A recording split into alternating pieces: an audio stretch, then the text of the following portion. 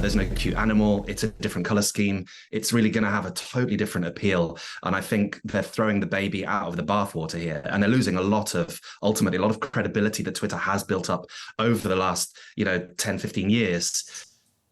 For more than a decade, this guy, the blue bird logo, was synonymous with Twitter, representing the tweets posted by users all over the world. Now the company is saying bye-bye to the bird and the name Twitter, rebranding to be known simply as X. It's the latest shakeup under billionaire Elon Musk, who paid $44 billion for the social media giant last October. Now, Twitter's new identity has unsurprisingly been trending on the platform since it was unveiled on Sunday. The company says it's part of a strategy to transform into an everything app, which combines video chats, messaging, streaming, and payments. Take a closer look with Eleonora Maria Mazzoli, a media policy analyst based in London, who joins us tonight from Italy. Welcome to DW. Now, we all woke up this morning with another X in our lives. What's this all about? Thanks for the invitation, first of all. And yes, we did wake up with quite a big change. And this is ultimately the continuation of the Twitter saga. What we're seeing now is, to some extent, a corporate makeover, right? But it's one of the latest changes that Elon Musk abruptly advanced since he took over Twitter.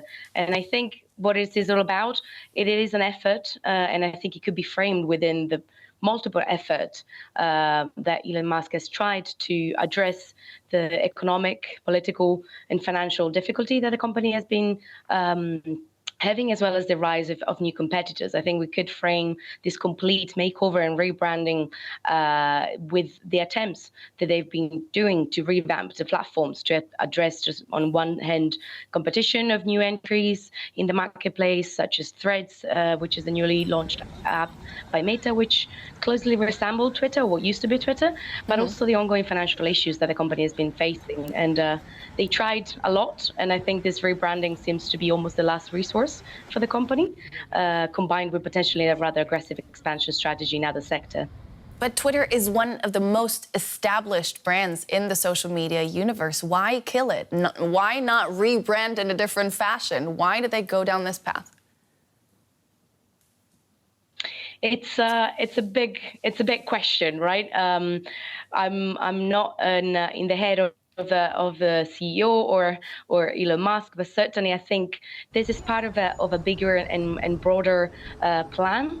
In a way, it's not just a decision that was taken by day. It was, of course, announced a bit all of a sudden, but I think it should be noted that it did not come completely out of the blue, as it was dug out by a number of journalists. Actually, already when Elon Musk took over Twitter in October 2022, he flagged that in one of his tweets that buying Twitter was an accelerate attempt to create X, this everything app. So it could have been a plan all along, to some extent, that using Twitter and the established user base and the established brand was maybe the start of a big and broader app that could expand in other sector. At the same time, why kill something that is actually very successful and has a unique brand and a unique offer? It is something that still puzzle not only me, but a number of researchers, a number of users out there. As you mentioned at the beginning, the reactions all over the internet has been surprised in a way, that and often shocked. happens with Elon Musk decisions, doesn't it? I want to take a closer look at this everything app, because the Twitter CEO, or ex-CEO, Linda Yaccarino, said they will go even further to transform the global town square. They're presumably seeking to break into sectors like banking, for example. Is there a market, a need for that?